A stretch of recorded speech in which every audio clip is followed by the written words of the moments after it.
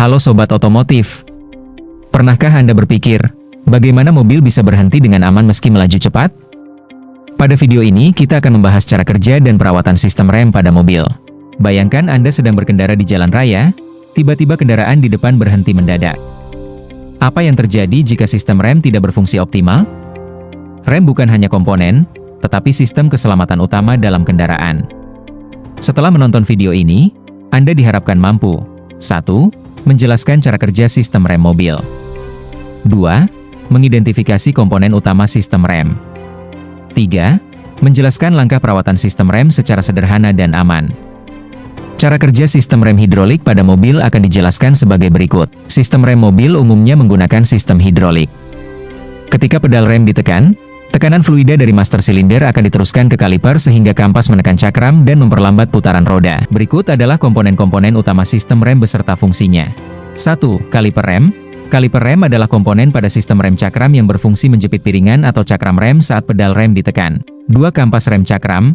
Kampas rem adalah komponen yang bergesekan langsung dengan piringan atau cakram rem. Fungsinya adalah menghasilkan gaya gesek saat dijepit oleh kaliper. 3. Piringan cakram rem. Piringan atau cakram rem terpasang pada hub roda dan berputar mengikuti roda. Fungsinya adalah menjadi media gesekan bagi kampas rem untuk menciptakan proses pengereman.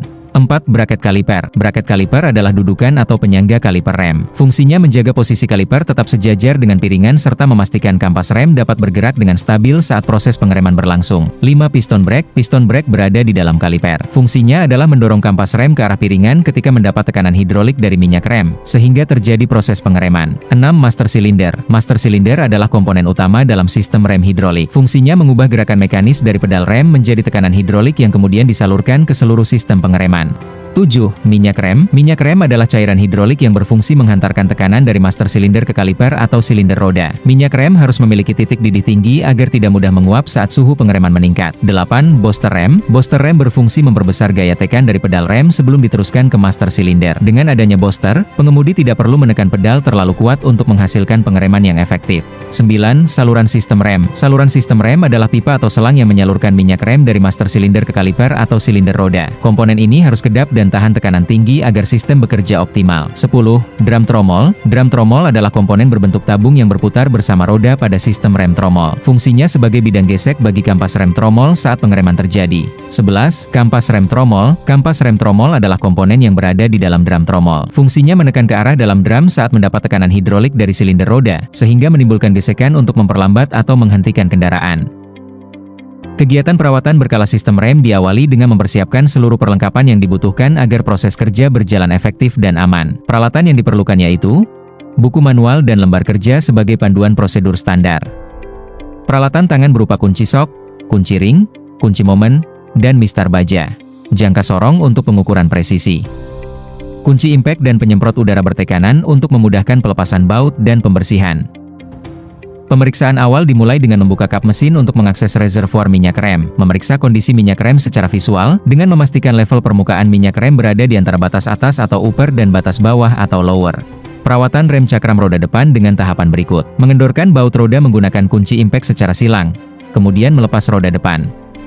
Mengendorkan baut kaliper rem, atas dan bawah, melepas baut kaliper bagian bawah, lalu membuka kaliper ke arah atas. Melepas kampas rem cakram beserta pelat pelindungnya. Membersihkan debu pada kaliper rem, piringan cakram, dan kampas rem cakram menggunakan udara bertekanan dari penyemprot udara kompresor. Mengukur ketebalan kampas rem cakram menggunakan jangka sorong dan mencatat hasilnya untuk dibandingkan dengan ukuran standar di buku manual. Mengoleskan pelumas padat atau gres pada bagian kampas yang bergesekan, lalu memasang kembali seluruh komponen mulai dari kampas, pengancing, hingga menutup kaliper dan mengencangkan bautnya. Memasang kembali roda depan dan mengencangkan mur secara silang menggunakan kunci impact. Perawatan rem tromol roda belakang dengan tahapan berikut. Melepas roda belakang dengan mengendorkan mur roda secara silang menggunakan kunci impact. Setelah roda dilepas, tromol rem ditarik keluar dengan cara digoyang perlahan ke kanan dan kiri. Membersihkan seluruh bagian dalam rem tromol dan dudukan kampas rem tromol dari debu menggunakan penyemprot udara kompresor. Mengukur ketebalan kampas rem atau brake shoe dan pelat penopang kampas rem. Membandingkannya dengan ukuran standar pada buku manual. mengukur diameter dalam tromol rem menggunakan jangka sorong, mencatat hasil pengukuran dan membandingkannya dengan ukuran standar di buku manual. Memberikan pelumas pada bagian-bagian kampas rem tromol yang bergesekan, memasang kembali tromol rem. Memasang roda dan mengencangkan mur roda secara silang menggunakan kunci impact. Menurunkan car lift. Setel momen pengencangan mur roda pada kunci momen terlebih dahulu. Melakukan pengencangan mur roda menggunakan kunci momen, torsi, sesuai standar, misalnya 85 Nm, secara silang.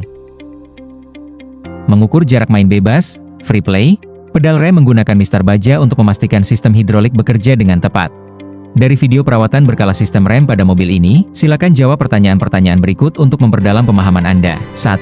Mengapa baut roda harus dikencangkan secara silang atau pola bintang dan diakhiri dengan kunci momen? 2. Setelah melakukan pembersihan dan pelumasan pada komponen rem, perubahan apa yang Anda rasakan saat menekan pedal rem? 3. Rem yang kita pelajari hari ini adalah sistem hidrolik konvensional. Bagaimana menurut Anda cara kerja sistem rem pada mobil listrik yang menggunakan teknologi regeneratif braking? Gunakan pertanyaan ini untuk berdiskusi dengan rekan Anda. Jawaban yang tepat bukan hanya berasal dari buku, tapi dari pengalaman tangan Anda saat menyentuh komponen tadi. Sampai jumpa pada video berikutnya. Salam SMK bisa hebat, vokasi kuat, menguatkan Indonesia.